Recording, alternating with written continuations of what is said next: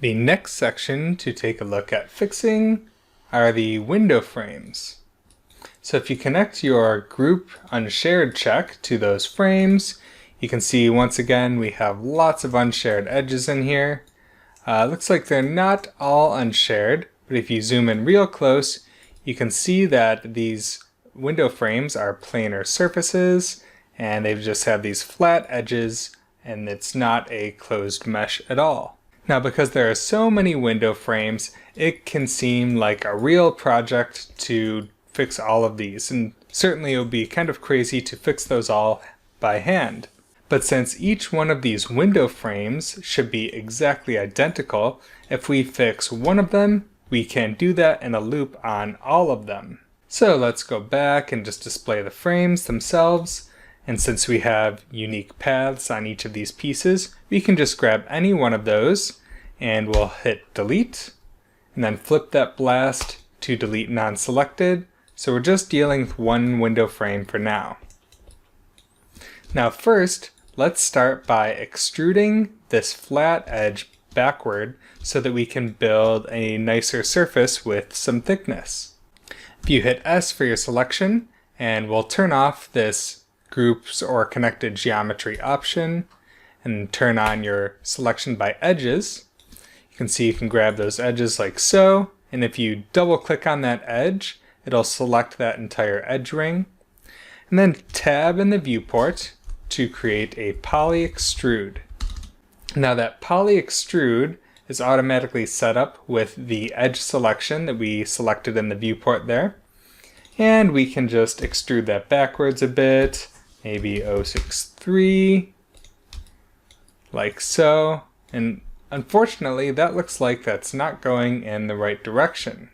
I often find with poly extrudes that the extrusion mode can be much more reliable if we set that to point normal. And you can see now that has all of this extrusion going in the correct direction. Now you might be able to tell already this is a little bit of a custom job on this one. It's not just a simple extrude and done, because this is much more complicated geometry. And this is where it's really valuable to get used to the various modeling operations available to you in Houdini. You can check the poly tools in the shelf if you'd like, or explore all the various nodes. All of these various poly operations could be handy for fixing various issues in geometry. But for now, I'm just going to manually bridge each of these edges to the opposite side. Now, in order to manually bridge each of these, you can once again go to your edge selection, and we're not going to select edge rings now, but you can just grab one of these edges and then tab, type bridge for poly bridge. If you hit enter, you can see this little hint in the viewport. It says now select the bridge destination polygons or edges and press enter to complete. So you can select the opposite side and hit enter, and you'll see that it creates this poly bridge for you here. Now this is creating it with 10 divisions. We can just set that down to 1 division just to make it one single polygon. And because we're going to do this repeatedly, you might find it a bit easier to set that as the default value. So I'll right click that and say make current value default. Now we don't have to bridge everything by hand. We can use a poly fill to fill in some of those, but I'm going to go in and add a few more to make that poly fill more reliable.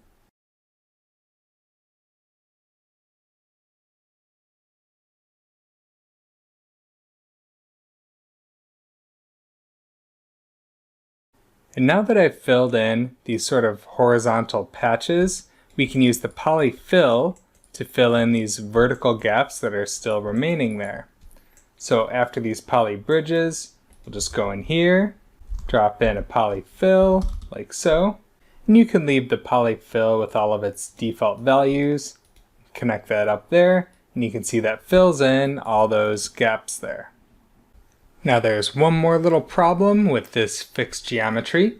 You can see that the normals are kind of messed up and the display is pretty weird in some of these areas.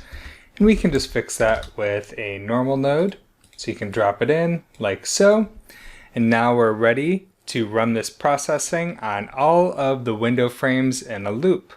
So I'm just going to get rid of this unshared group check here, and we're going to create a for each loop. We'll do for each named primitive, and that will default to use the name attribute, but we want to loop over each unique path in this case. So on that for each end, just change the piece attribute to path. And if you display the for each begin, you can verify that it's just processing one window at a time. And then we can connect that for each begin to our setup, starting with the poly extrude down through that normal at the end, which will connect to the for each end. And you can see this one window frame here is fixed in the same way as the original one was. Just line these up a bit more nicely. And then if we go to the end of that loop there and let it cook, you can see all of our window frames are nice and cleanly fixed. Now sometimes I like to put little fixes like this in their own subnets to keep the network clean. We can delete this blast node there, and I'll just select this whole fixing network and hit Shift-C to put it into a subnet.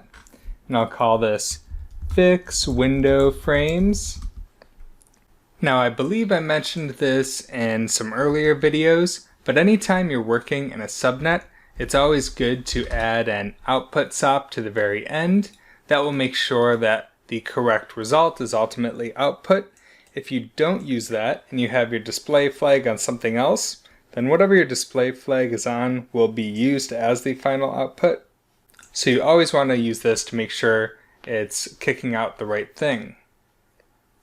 So now that all of our window frames are fixed, we can finally make sure that we have our name attribute set on all of those.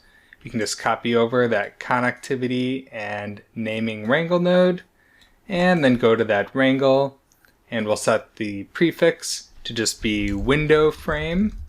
So then if we display that final wrangle node and look at the spreadsheet, we can check our names, and sure enough, we have window frame 0 through 539.